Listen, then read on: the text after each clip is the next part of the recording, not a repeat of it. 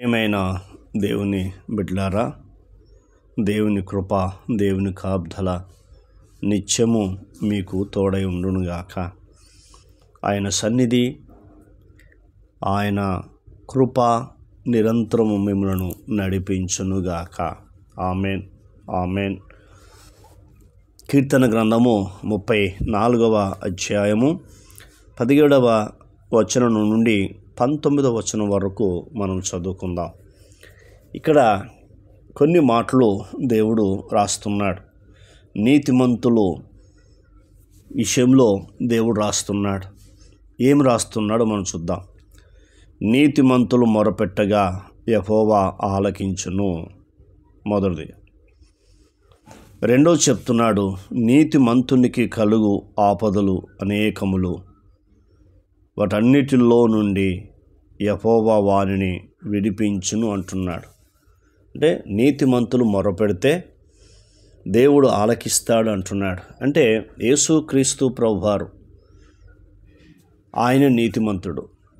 యేసుక్రీస్తు రక్తం ద్వారా మనను ఉచితంగా నీతిమంతులుగా చేశాడు. కాబట్టి ఆయన కృప మనను నీతిమంతులుగా చేసింది. కాబట్టి నీతిమంతుడు మొరపెడుతున్నప్పుడు దేవుడు ఆలకిస్తాడు అని పరిశుద్ధమైన గ్రంథం చెప్తా ఉంది. అంటే నీతిని కలిగిన మనము ఆ నీతిలో ఎదగాలి, నీతిలో ఫలించాలి, నీతిలో అభివృద్ధి పొందాలని దేవుడు కోరుకుంటాడు. కానీ దుష్టుడు నీవు నీతి అంటే ఏందో తెలియకుండా, నీతిలో ఎదగకుండా, పరిశుద్ధతలో ఎదగకుండా వాడు రకరకాలు తీసుకొచ్చి శ్రమలు, బాధలు, కష్టాలు, నిందలు, అవమానం తీసుకొస్తాడు. అందుకని ఇప్పుడు ఏమవుతుందంటే నీతిమంతులకు ఎక్కువ శ్రమలు వస్తాయి. అయినా భయపడద్దు. కింద రాస్తున్నాడు, వారి శ్రమలన్నిటిలో నుండి వారిని విడిపించును.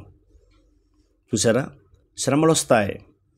కానీ దేవుడు ఏం చేస్తాడంటే వారి శ్రమలన్నిటిలో నుండి వారిని విడిపించును. అంటే ఇప్పుడు మొరపెట్టడం అంటే నీ సమస్యను దేవుని దగ్గర చెప్పడం. నీ కుటుంబ సమస్యలు కావచ్చు, నీ బంధువులు, స్నేహితులు, రక్త సంబంధులు ఎవరైనా కావచ్చు. ఇవన్నీ ఏంటంటే దేవుని సన్నిధిలో నీవు చెప్పుకోవడం. చెప్తున్నప్పుడు ఏంటంటే దేవుడు ఆలకిస్తాడు. ఆలకించి ఏం చేస్తాడంటే వారిని విడిపించును అంటున్నాడు.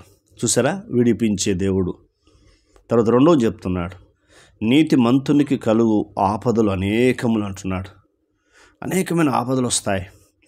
అంటే ఈ శ్రమ, ఈ ఆపద ఏంటంటే నీవు తట్టుకొని ఆయన కృపను పొందుకొని ఆయన సన్నిధిలో ఉంటూ ఆయన కృపను పొందుకొని ఆయన వాక్యం నీ హృదయంలో సమృద్ధిగా ఉంటున్నప్పుడు శ్రమలు వస్తాయి, ఆపదలు వస్తాయి. ఎలా ఉంటాయి తెలుసా? నీడలాగా, మంచులాగా, మబ్బులాగా, వానలాగా ఇలా వచ్చి అలా వెళ్ళిపోతాయి. వాటి వలన నీవు నష్టపోవు. ఎప్పుడు గుర్తుంచుకో. వాటిని తట్టుకొని దేవుని సన్నిధిలో కూర్చొని దేవుని శక్తిని పొందుకొని జయించావనుకో, నువ్వు బ్లెస్ అవుతావు, నువ్వు ఉన్నతమైన స్థితిలోకి వస్తావు. అప్పుడు దుష్టుడు నేను ముట్టడు. ఎంత అద్భుతమో చూడు. నీతిమంతునికి కలుగు ఆపదలు అనేకములు, వాటన్నిటిలో నుండి యెహోవా వారిని విడిపించును. చూసారా, వారిని విడిపించును, వారిని విడిపించును. వారిని విడిపించే దేవుడు, వారిని విడిపించే దేవుడు. అంటే నీతి కలిగిన ప్రతి వ్యక్తికి ఆపదలు వస్తాయి. కానీ ఆపదలు వస్తాయని చెప్పి భయపడకు. దేవుడు విడిపిస్తాడు. దాని వెనుక ఏముందంటే దేవుడు బ్లెస్ చేస్తాడు, దేవుడు ఆశీర్వదిస్తాడు. ఎలా ఆశీర్వదిస్తాడో కొన్ని లేఖన భాగాలు మీ ముందుకు తీసుకొస్తాను. సామెతల గ్రంథము 10వ అధ్యాయము తెరవండి. ఎప్పుడైతే శ్రమలు నువ్వు తట్టుకొని దేవుని కృప ద్వారా జయించావనుకో, నేను ఎలా బ్లెస్ చేస్తాడో చూద్దాం. సామెతలు 10వ అధ్యాయం 6వ వచనం, నీతిమంతుని తల మీదికి ఆశీర్వాదములు వచ్చును. చూసారా, నీతిమంతుని తల మీదకి ఏమొస్తాయట? ఆశీర్వాదములు వచ్చును అంటున్నాడు. తర్వాత రెండవది, నీతిమంతుని ఆకలి కొనేడు దేవుడు, ఆకలి కొనేడు.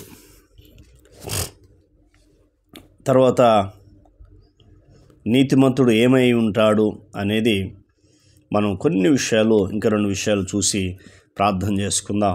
నీతిమంతుని తల మీదకి ఆశీర్వచనం, నీతిమంతుని ఆకలి కొనేడు అని చెప్తున్నాడు. తర్వాత మళ్ళీ మనం చూస్తున్నప్పుడు 11వ అధ్యాయం సామెతల గ్రంథం 8వ వచనం, నీతిమంతుడు బాధ నుండి తప్పింపబడును. నీతిమంతుడు ఏమవుతాడు? బాధ నుండి తప్పించబడతాడు అని రాస్తా ఉన్నాడు. ఇవన్నీ మాట్లాడుతున్న మాటలు ఎంత అద్భుతమో చూడండి. తర్వాత సామెతలు 10వ అధ్యాయంలో 24వ వచనము మాట్లాడుతున్నాడు, నీతిమంతులు ఆశించినది వారికి దొరుకును. నీతిమంతులు ఆశించినది వారికి దొరుకును అంటున్నాడు. ప్రార్థన. మరి ఇలాంటి మాటలు విన్న నీవు దేవుని నిన్ను ఆశీర్వించబోతున్నాడు. కన్న తండ్రి, నీకు వందనాలు. విన్న మాటలు దుష్టతకు పోకుండా సహాయించి ఈ మాటల ద్వారా మమ్మలను బలపరిచారు, ఆదరించారు, దయనపరిచారు. నీతిమంతులు మొరపెట్టగా యెహోవా ఆలకించును, వారి శ్రమలన్నింటి నుంచి విడిపించును. నీతిమంతుని కలుగు ఆపదలు అనేకులు అని చెప్పావు, వాటి నుంచి విడిపిస్తానని వాగ్దానం చేశావు. అందుకు మీ కృతజ్ఞతలు చెల్లిస్తూ యేసు నామంలో పొంది ఉన్నాం తండ్రి. ఆమెన్. దేవుడు మనందరిని దీవించి ఆశీర్వదించునుగాక. Amen, amen.